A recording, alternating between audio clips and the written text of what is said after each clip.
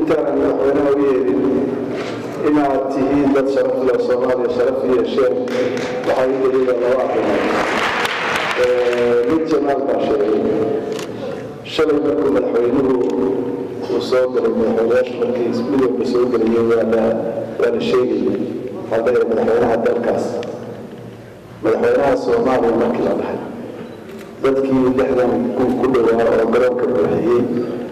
محولها ومحولين dadkii ugu horeeyay madaxweynayaashii ugu horeeyay ugu shanta lixda toddobada ugu horeysay oo loogu sacadka doonaa waxaa la yidhi sababtu maxay tahay waxaa la yidhi sababtu waxay noqon kartaa laba guddood ama laba dhabaad wixii soomaaliya u geysatay la dagaalanka midatakoorka South Africa iyo si taageerada Soomaaliya meel fiican ka soo gaartay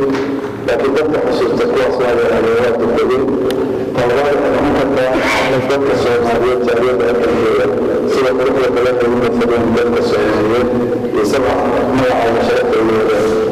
hada nidaam ee